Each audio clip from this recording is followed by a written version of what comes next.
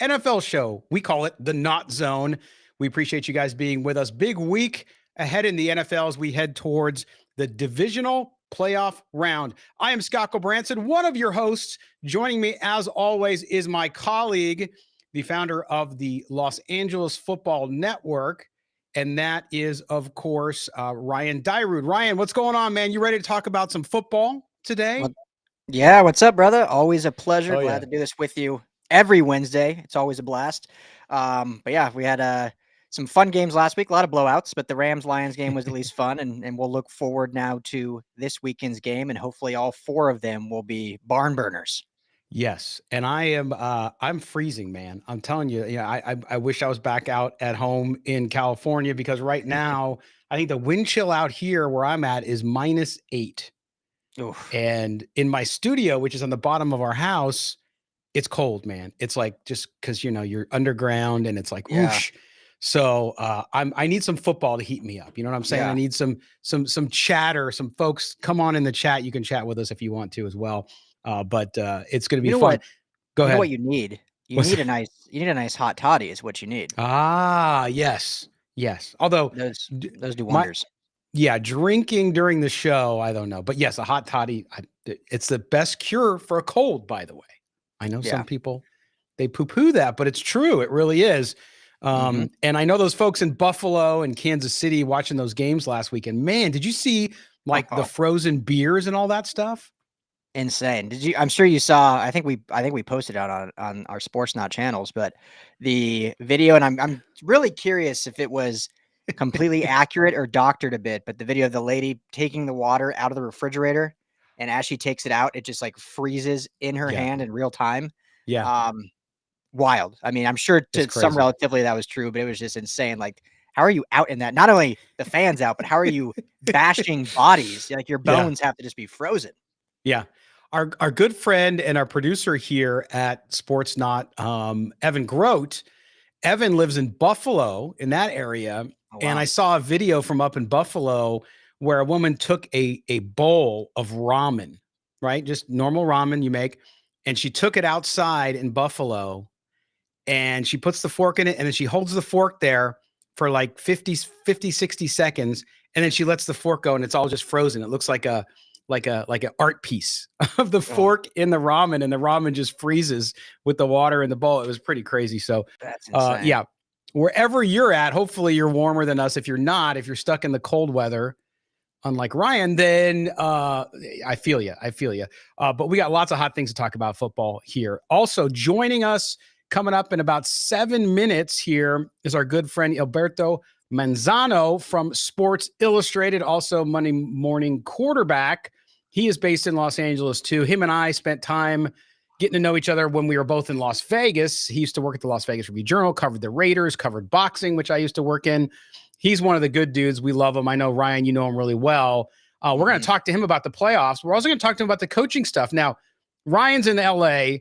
The Jim Harbaugh of the Charger thing keeps heating up. We're going to ask Gilberto about that. But Ryan, this whole coaching carousel thing, there's so many big names out there, yet nothing has dropped yet because you can't do in-person interviews with current NFL coaches until after this weekend. But man, there's a lot of names out there, a lot of big names, a lot of up and coming guys that are looking for their spot. So the next couple of weeks are going to be wild and woolly. Yeah, no, I'm trying to think back at the timelines because I don't know for sure, but I feel like last year by this time there was at least a couple coaches that had already been hired. Obviously, different scenario because you had a Sean Payton who was actually hired fairly late in the cycle, but he was retired, and there was that whole trade situation that had to happen.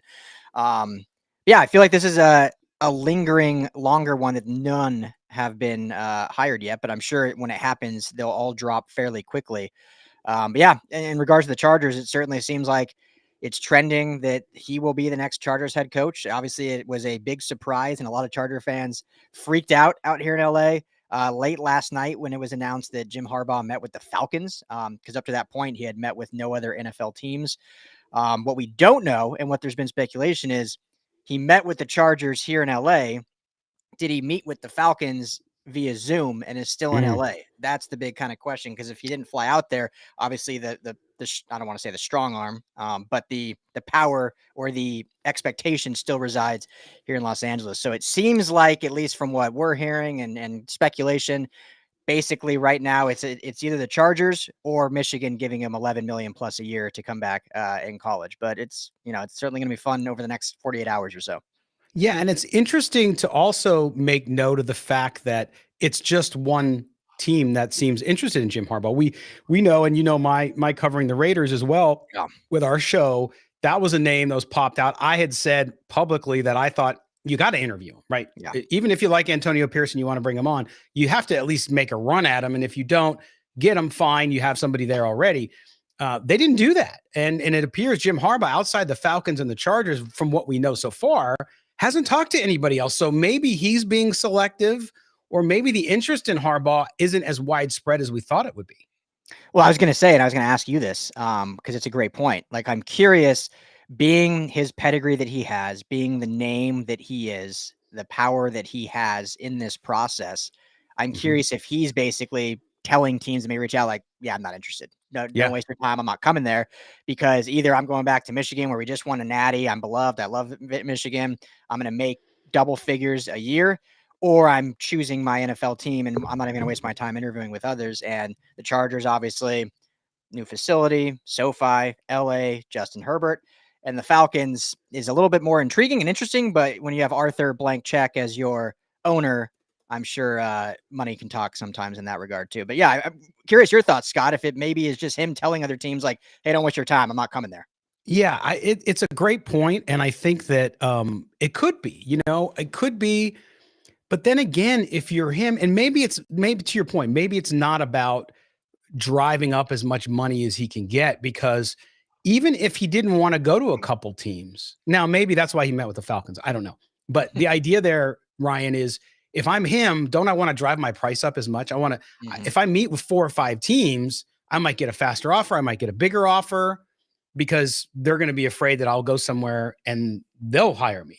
So I wonder too, if that's just where he's at. I mean, he's made a great living at Michigan, even though he took a pay cut after COVID for a while there.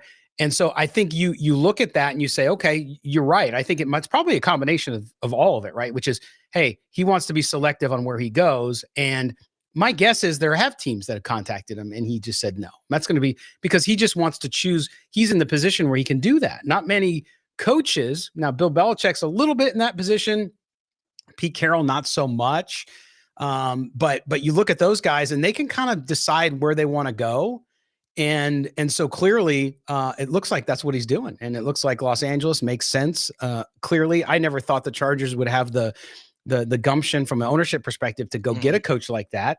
But it appears that maybe finally they've given in and said, you know what, we got to do something big here, because in Los Angeles, not only are they third fiddle to USC and the Rams and not UCLA, but Lakers basketball.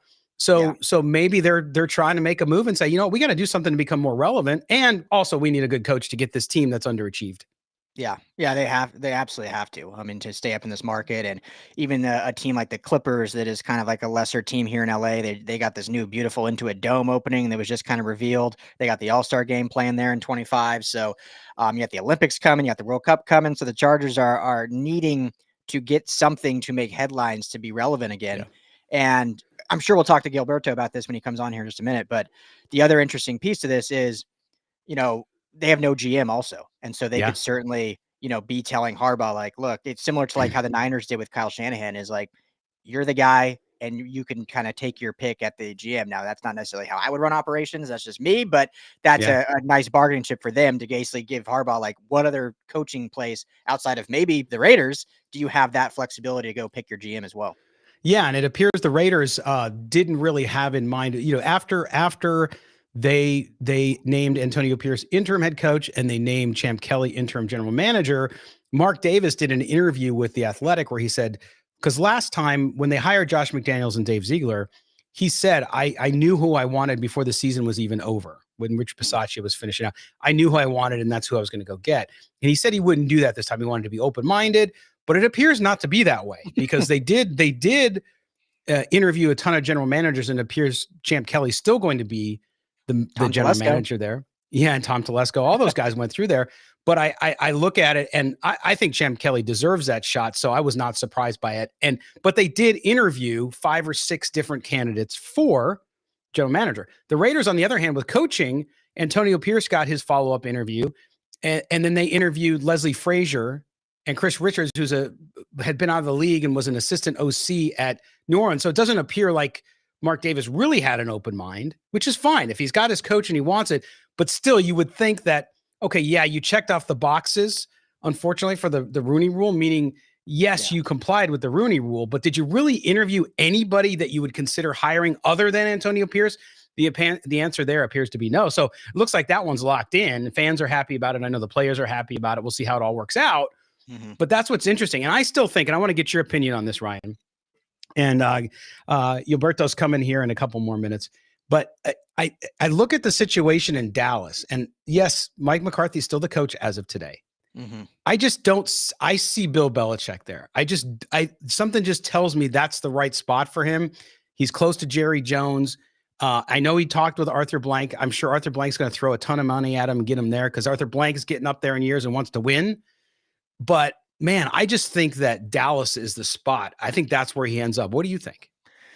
See, there's part of me that it makes a ton of sense. And there's part of me that it makes no sense. A ton of sense is obviously, him and Jerry Jones are close. They've been in the league forever. Their ties and connections go way back to, even Belichick, where his tree and he comes from with Parcells and other guys like that. Where it doesn't make sense to me is I just feel like it'll be a power struggle. Like I feel like Jerry Jones, still for some of this good stuff he's done, he is the guy in Dallas. Obviously, everyone knows that. I mean, I don't know if you saw that great Roku documentary that Rich Eisen helped produce. Yep. That went inside some draft rooms, and in that room in Dallas, seemed very collaborative. I'm not saying this he's like a dictator by any means, but it is his call. Like Mike McCarthy was there just to be there. He wasn't making any decisions in the draft rooms, or it came down to what Jerry Jones wanted. Yeah. And it'd be tough for me to see Bill Belichick going somewhere where he's basically a pawn, just, obviously has control on game days, but throughout the offseason and throughout personnel decisions, it's hard for me to believe he's willing to kind of just be the pawn for someone above him. So that's where I see it kind of clashing. Yeah, we'll have to watch that one. It'll be close. All right, we're going to bring in now our guest, Gilberto Manzano. Excuse me, man. I just almost coughed up the coffee I just drank. That's how much you choked me up, man. No, but he's a writer of Sports Illustrated, of course, MMQB as well. And you should check out his show, Compass on the Beat, as well. So you can get that where you get your podcast, but you can also check it out on YouTube and watch it. Gilberto, you're always active too, man. You're a TikTok fanatic. You're doing really well on there, man. I appreciate it. I try, Scott, and thanks for having me on, Ryan and Scott. And I think, Scott, you got a little, choked up after you saw the O in my last name, or my first name is, Gilbert with the no, Gilberto. Yeah. And it's like, Gilberto. A lot of people try to do the roll the R, and then at the O comes in. It's like, crap, I can't do this. But I appreciate the effort. And I try to be on TikTok, YouTube, whatever you use it nowadays, Twitch, things like that. I try to keep up. It's good, and you do great content. And of course, I had you obviously on our Raiders show before, and Ryan knows you from running around Los Angeles and all that kind of stuff. So we all have great connections here, but we wanted to talk about the NFL playoffs, and we say, hey, we got to get this on. But Ryan and I were talking a little bit before you came on about the coaching carousel, and we want to start in LA where you're at, which is the Jim Harbaugh rumors with Los Angeles. Looks like, at least from all the reports we're getting, it's looking very positively like Jim Harbaugh could end up there. What are you hearing, and what's your kind of, I guess, recollection of what's going on down there and what's happening, and if you think it's going to happen?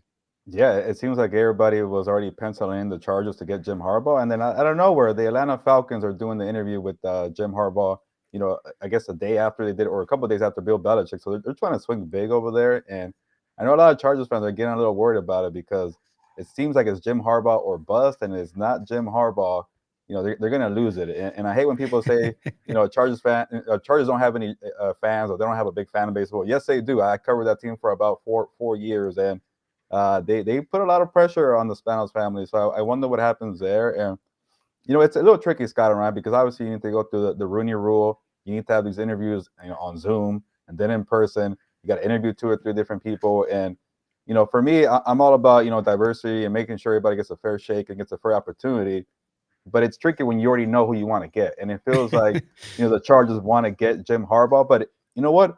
If the Chargers are doing a legit kind of, coaching search, this is a year to really do it. Like, you have Mike Vrabel's out there. Maybe Pete Carroll wants to come back. And, like, he got forced into the front office. And, maybe you want to talk to Nick Saban. I don't know. I'm just trying to stir the pot there. But there's a lot of big names. Bill Belichick. Like, are we just going to assume that Bill Belichick has no interest in Justin Herbert? And we're all going to assume Bill Belichick is going to the Falcons or the Cowboys. But, hey, this is a year to really kind of get some intel on other teams.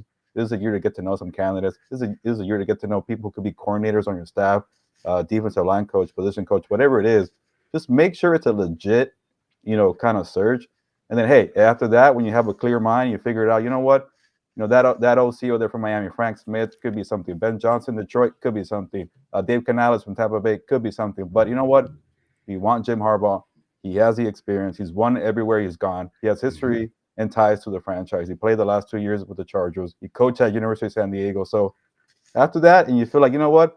I could go to sleep at night and figure out I did this right. Give me Jim Harbaugh. That's okay. But it is kind of a little silly process. And I just spent this long answer, trying to figure out a way how the Chargers are going to approach it. But if it's Jim Harbaugh, I wouldn't knock it at all. I love it. Well, first of all, man, great to see you. I feel like it's been forever. So yeah. Good seeing you and excited to hear, maybe even after this, hear how things have been going with you. But keeping it with the Chargers, and then I know Scott and I will get more national now that you cover full national. Congrats on that, by the way, and doing great work over at Sports Illustrated. But you kind of answered a little bit in your great answer, but to get a little more maybe dialed in, who are the coaches that you like the best, not named John Harbaugh? So if it does happen where he doesn't either come here, either stays at Michigan or goes to Atlanta, which is the only place he's interviewed thus far, but who are some of the guys that you like? And then on top of that, I don't know how much you've looked into. I know you follow it closely, but when you look at this open GM job as well, which I think is a very sought after job, and, obviously if it's Jim Harbaugh, I think the negotiation is that he'll have his pick, but if it's not, who are some GM candidates that you really like to take this spot as well?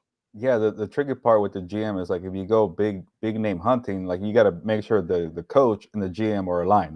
Like especially when these coaches who command a lot of money and a lot of decision or power, I should say, they want to have the final say. So you better have a GM that you're aligned with, like you have a good chemistry with. Like we saw what happened in Tennessee.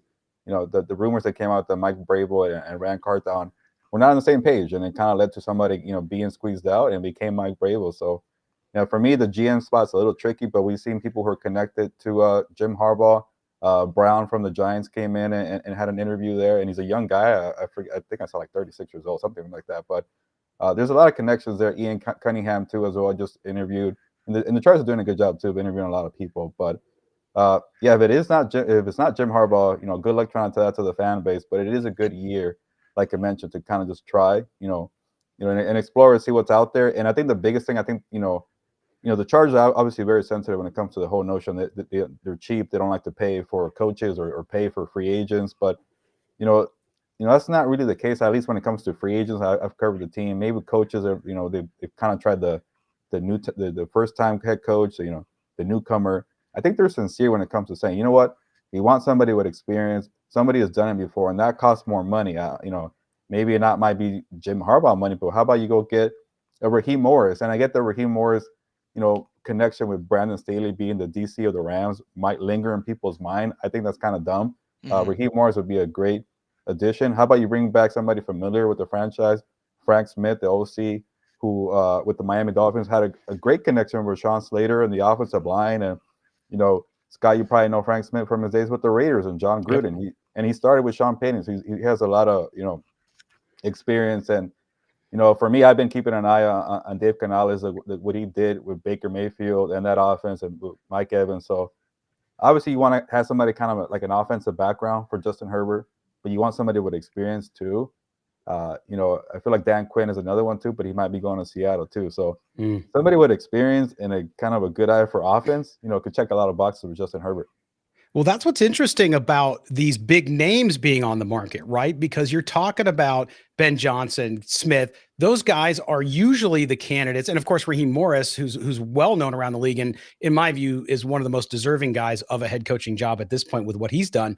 So you look at those guys and you think, man, even though the Chargers brought them through, even though some of these other teams have interviewed them, they're not doing it. And then you look at the situation in Las Vegas, right? And even though Antonio Pierce did a great job of taking over in a tough situation, they haven't really even talked to a serious candidate other than Antonio Pierce, with all due respect to the other two folks that interviewed through there, but they're not really serious candidates, right? They're not bigger names. They're not some of the up and coming coordinators. Talk a little bit about that with a Belichick, a Carroll, these, and a Vrabel out there.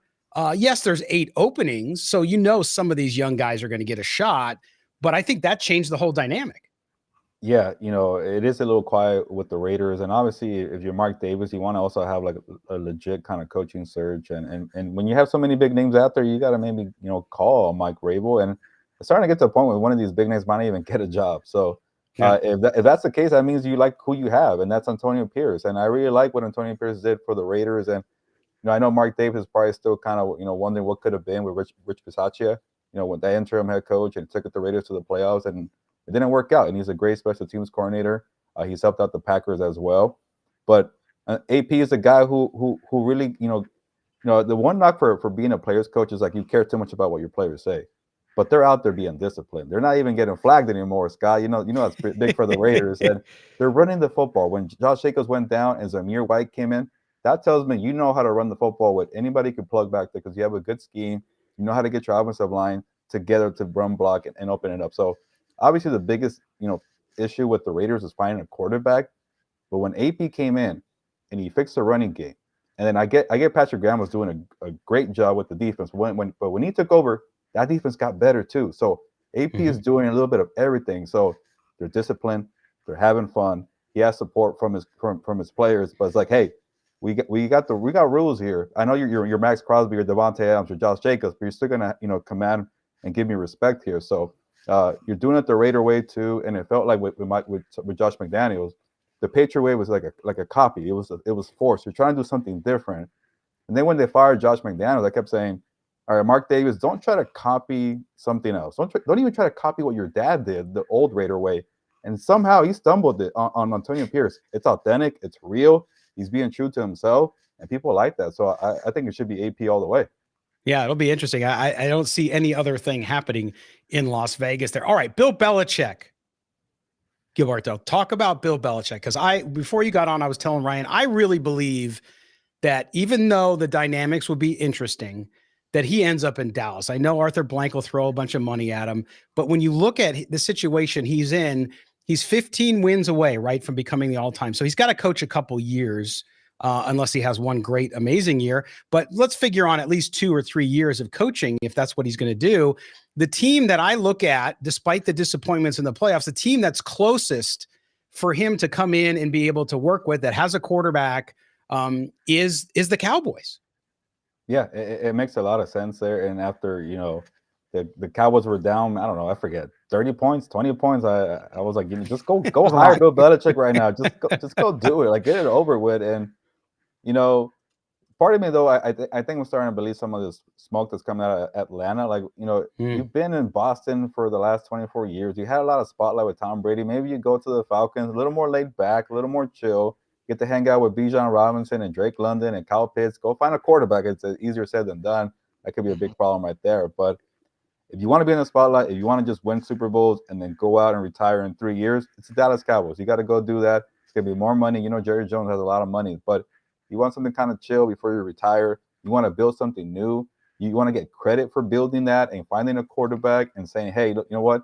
I got crushed in New England for these final years, saying it was my fault. I'm an old timer. I don't know how to build a defense. I don't know how to, groom players. I don't know how to have a good offense. So maybe Atlanta could be the way to do that, to kind of, quiet that noise about the last 4 years in New England. But if you want to win right away and you want to be remembered for a long time, and then I know Bill Belichick is good friends with Jimmy Johnson. He's in the Ring of Honor already. All that bad blood is gone. So maybe it's a good time for Bill Belichick to come in and hang around with the legends in Dallas. So I think it should be Bill Belichick, because that's what they need. Mike McCarthy did a good job of making that offense better from Kellen Moore, getting them to 12-5 3 years in a row. That's not easy. He let Dan Quinn do his job, but when you keep flopping in the postseason, you maxed out. That's all you could do right now, I feel like. Yeah. So go get Bill Belichick to get you to those couple steps higher. Yeah, it's a great point. I was saying right before you jumped on, Gilbert, that as far as fits, it makes tons of sense, and especially going into somewhere that's already winning.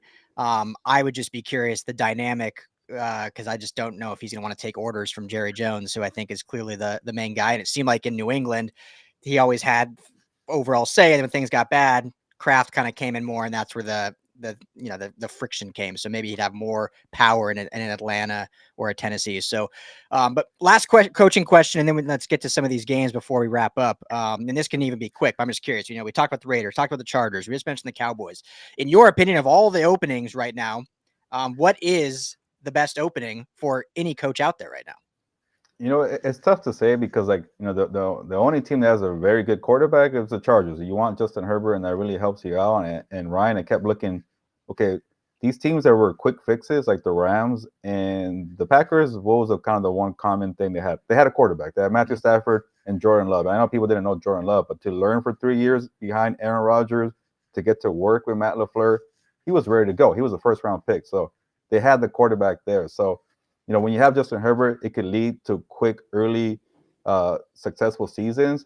But to me, I'm going to go with Seattle. I know they might be sold in a couple of years. That could kind of add a little wrinkle to it. But they have a great facility. They play in a great city in Seattle. You got DK Metcalf, Jackson Smith and Jigba. You got a loaded defense. The defense, they could change too. I think a lot of veterans on that side, but the defense is pretty good. They've done some good job with John Schneider. They're the GM to draft. So for me, if you can make it work with Geno Smith, maybe that's fine. He's not the worst quarterback, but you could upgrade the quarterback position, and then the rest of that roster there, the one that really disappointed in 2023, you can make that a quick fix too. So I really like the Charger job because of Justin Herbert, but in terms of everything else, you want a little like to check boxes, it might be Seattle for me. Yeah, I mean, hell, let me tell you something, Gilbert. I appreciate that because I actually loved the Seahawks going into the season. And you're right, they underachieved, but that roster is full and they got draft capital, right? So they can go out, you get a new coach in, you want to go get a quarterback. Okay, you're not going to be at the top of the first round. I get that, but there's other quarterbacks there you could develop. And there's other options too. So great take on that. All right, let's jump into the games this weekend. We got to start with the big one. And that, of course, is Kansas City going into Buffalo. You look at this game, Buffalo's going to get dumped on again with more snow, of course. But Patrick Mahomes, first time in 15 playoff games, not counting neutral sites for the Super Bowl, Mahomes has to go on the road against what is the hottest team in the NFL in the Buffalo Bills. Talk about how you see that game coming out and what's going to be the key for each one of those teams to try to win and advance to the AFC Championship game. Yeah, I feel like the Dolphins victory, a lot of people don't want to give them credit for that one. And they did their job. They handled the Dolphins. They dominated, and I get they were depleted on defense, and the Chiefs were at home. But to see what Rashee Rice did as a number one wide receiver, to see Isaiah Pacheco still moving the chains there. At first, Rashee Rice is kind of like, hey, be a safety net for Patrick Mahomes. We don't want you to be the number one guy. Then it became, oh, crap, Rashee Rice. We don't have anybody else. Kadarius Toney ain't doing anything. Sky Moore is hurt. You know what? Do you want to be the number one wide receiver? And they really made him a focal point against the Miami Dolphins. And I was very impressed with Rashee Rice there. And Travis Kelce is a little older, but he still did his job with 71 yards there. So that's what I focus on is Patrick Mahomes against a very banged up Bills defense. They lost two more guys, I felt like. I think that starter caliber, or even three guys in that Pittsburgh game too. So you keep losing guys defensively.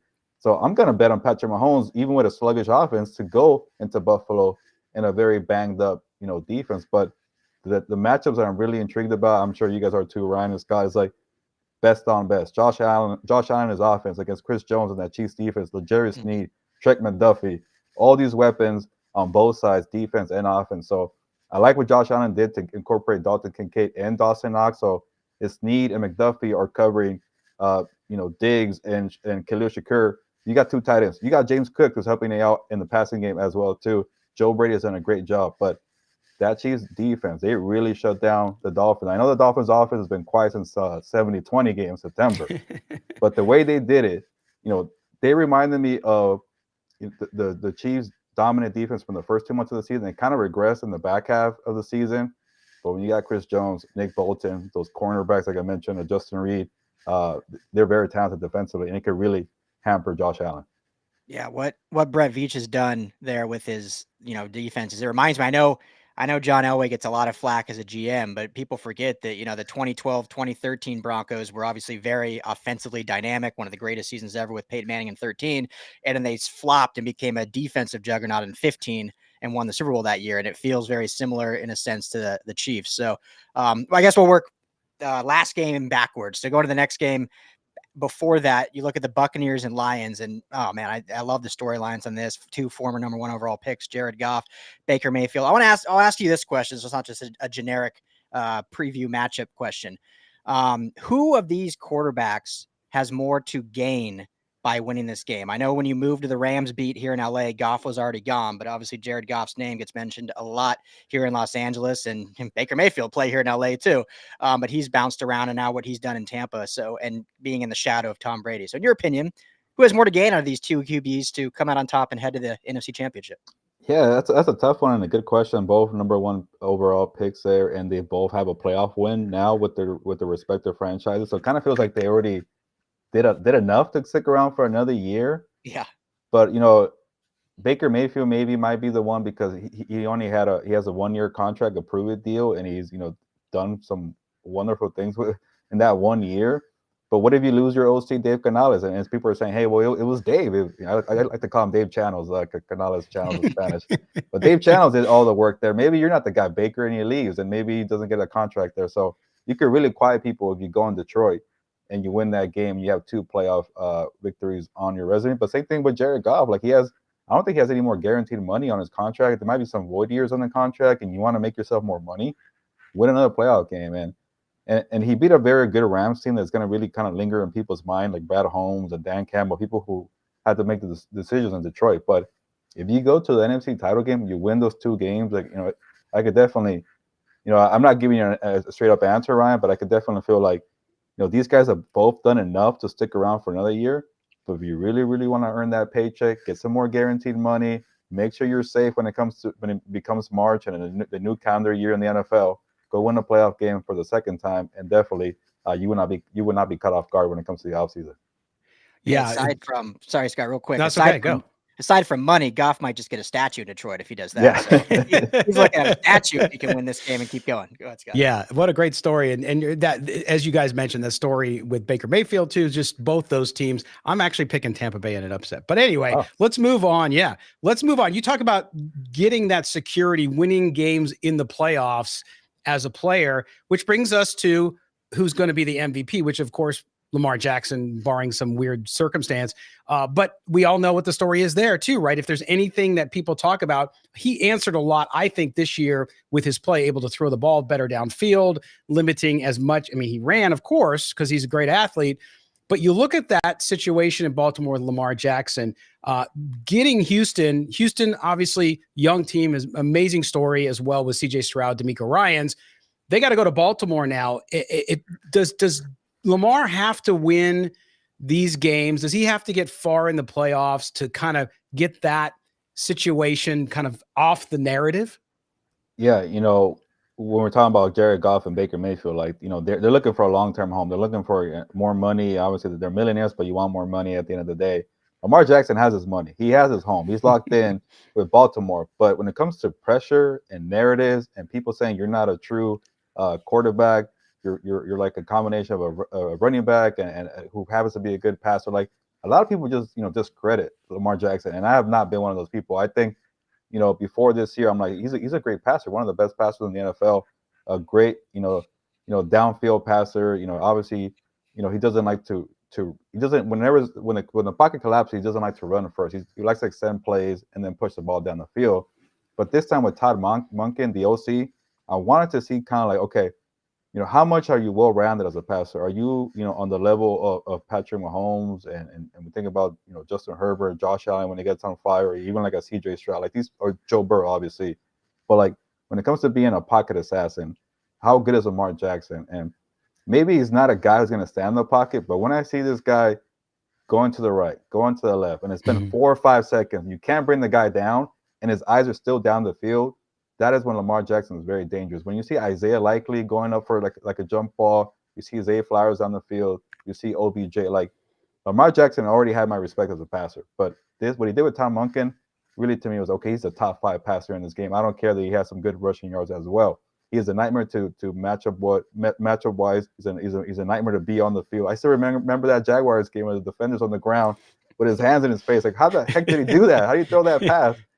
But if he doesn't win this game, and they're the number 1 seed, you've had 2 weeks off, you're fresh, your team's been crushing people. You have probably the best defense in the NFL. You have good coaching. Even the coordinators are great. Todd Monken, Mike McDonald. It's all set up for you to beat this young, pesky CJ Stroud-led team with DeMeco Ryans, first-year head coach.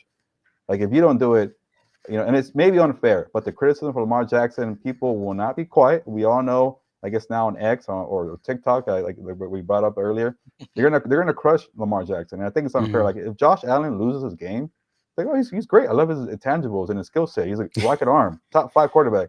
If Lamar loses his game, he does not get the same treatment. I feel like he gets all the blame. He gets all the blame, but I get it. He's getting paid. He's getting paid Sure. $50 million per year. You better win Sure. a playoff game, and that's his knock. But in terms of his game, I think he has it, but it is a lot of pressure. Yeah, it's definitely unfair. I mean, but to what we kind of have been talking about offline too, is like, this is the first playoff year that I can remember where he's had this many resources on offense in terms of skill players, in terms of the play calling. Because, going from Greg Roman and Ton Mock, and I think it's a fairly different offenses, and he's adjusted so well and played so well. So I hope for his sake he is. It's going to be a great game, and can't wait to see that matchup. But Scott, you threw me off. You skipped this game and went to the first one, so I guess we'll end with the Niners Packers game. Gilbert, I got to keep him on his toes, man.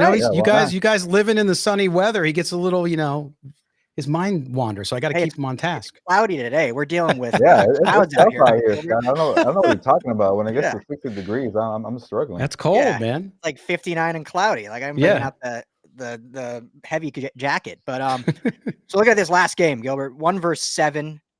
Would have been seen as a terrible matchup, and all of a sudden the Packers and Jordan Love, one of the hottest quarterbacks right now. It's kind of funny. It almost feels like Jordan Love, I know he's not a rookie, but he feels like Brock Purdy last year. Like, Purdy won all those games, going into the playoff, was the talk of the town.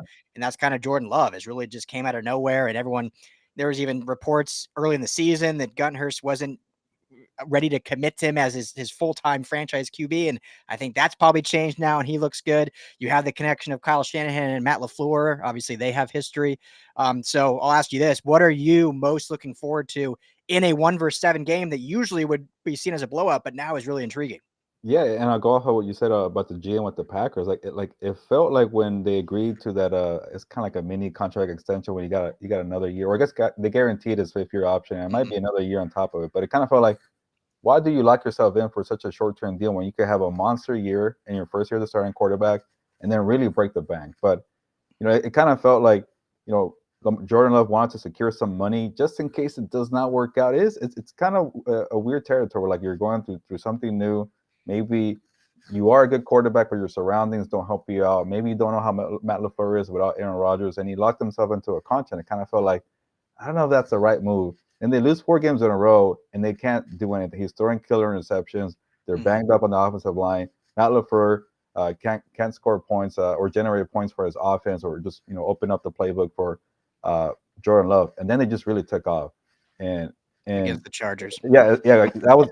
It might have happened with the Rams first with that Brett Rippon game. Yeah. They won to kill the streak, and then he had his confidence. And then, you know what? I could throw against that Chargers defense, and he never looked back ever since. So Jordan Love has been fantastic. They could definitely make noise here, with Dontavius Wicks, Jaden Reed, so many young pass catchers that I want to see them, push the 49ers, but the 49ers are just on a different level. They have, all the pass catchers we name with the Packers, they have better ones. Brandon Ayuk and Deebo Samuel, George Kittle, Christian McCaffrey, Trent Williams. So, I expect, the 49ers to handle the Packers, but it won't be easy, and it should be a pretty fun game. Yeah, it'll be interesting. That same thing too with Shanahan, right, in San Francisco, is sort of winning deeper into the playoffs and getting past that. Of course, when you run out of quarterbacks like you did last year, it makes it a little difficult, but it's going to be an exciting playoff run.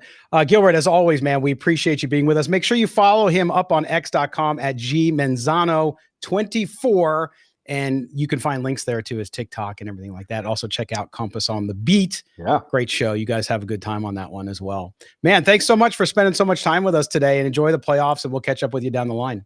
Yeah, thank you. Good timing because my laptop's about to die. I did not charge it, so I was afraid I was going to just disappear, but it would have been perfect timing. But you know what? I'll head out on that note. Thank you, Ryan and Sky. It was a good time.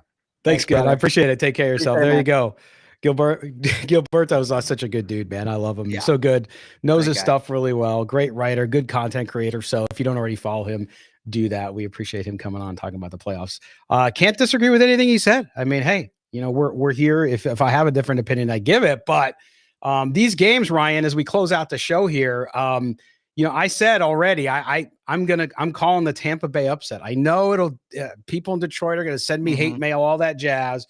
I just got a weird feeling about that because Jared Goff. I think if you pressure him, like if you saw last week, he did so well in that game, but he was 21 of 21 passing in a clean pocket. Outside the clean pocket, he was 1 of 6 or 1 of 7, excuse me. So if the Buccaneers, who are playing the best defense, I know it's only a 1-game sample in the playoffs thus far, but they were dominant. And I know the Eagles were crumbling, but if they can do what they did to the Eagles as far as the pressure goes, they got a really good shot of upsetting Detroit. Yeah, no, absolutely. And I think I don't have the numbers in front of me, but outside of Brian Flores in Minnesota, Todd Bowles, is one of the highest blitz percentages in the National Football League, which you need to do. That first half last week, I was throwing things at the TV, like at the Rams, like, why aren't you blitzing? Like, you have to bring pressure. And then finally they started bringing Ernest Jones and different stunts, and you saw what it did to Jared Goff. So obviously Todd Bowles, I think, will do that from the jump. They have a really strong interior defensive line, obviously, with Vita Vea and other guys up there. Able to stop that tush push on the goal line that we saw, which hadn't been done very often. But yeah, I totally agree. I think they absolutely can be the upset. And, just last thing to say, so happy for Todd Bowles. I think he's a coach that kind of just is forgotten about. Like, no one even knows he's probably a head coach anymore. He had that stint in New York with the Jets, and I don't think he was a bad coach there. Just they didn't have a quarterback and couldn't really, get that next step. And I think it just shows you how important not only having a talented quarterback is in this league, but also a leader at the quarterback position to help you elevate. And as a coach, you can only go kind of as far as your quarterback can take you.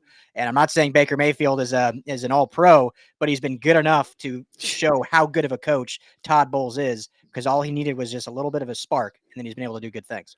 Yeah, and I know Joe Flacco stole the headlines at the end of the season, but you look at Baker Mayfield for comeback player of the year. I mean, 4,400, best year he's ever had, 4,400 yards. I mean, and look what he's done with that team. Yeah, he had a couple games here and there where he wasn't great. He also has a good surrounding cast there, although he has an issue with receivers dropping balls, as you saw in the first game against the Eagles. Even the game could have been much more out of hand earlier if his receivers caught some balls.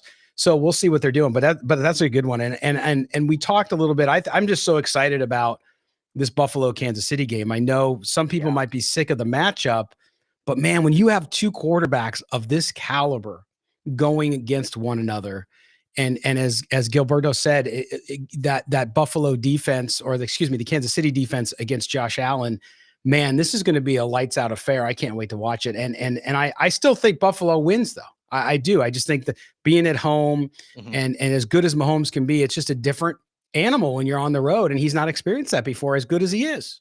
Yeah, I agree. I like Buffalo in this one. Being at home, and like you said, I just think we haven't seen enough from Mahomes this year, and that's no slight. He's still had a good year. He's still Patrick Mahomes, but he hasn't been like the Patrick Mahomes of 2 years ago or last year, and part of that's the surrounding cast around him.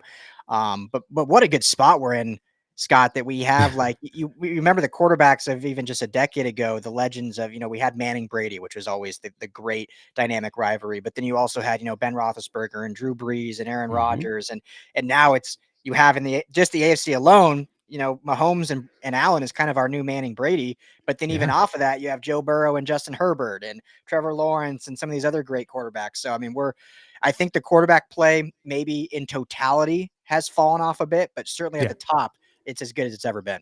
Yeah, and these young guys, I mean, again, CJ Stroud going into play Lamar Jackson. I mean, CJ Stroud as a young quarterback, Jordan Love, who obviously has finished the year strongly.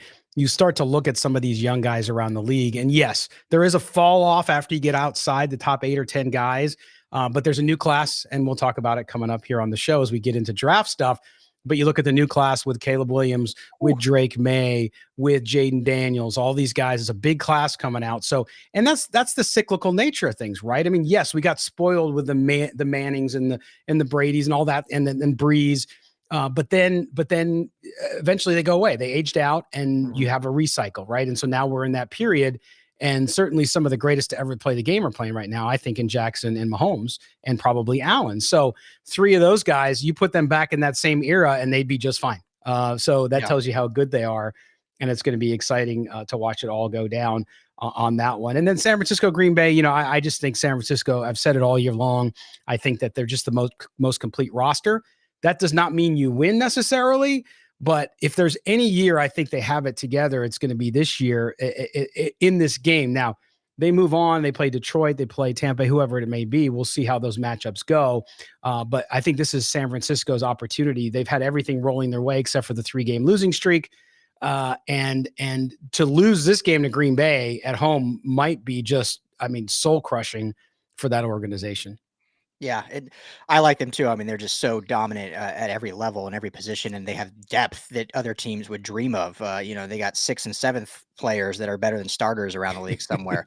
You look at Sebastian Joseph Day joined their team. He was one of the bright spots of the Chargers defense, and he's like D-line 6 in that roster or whatever.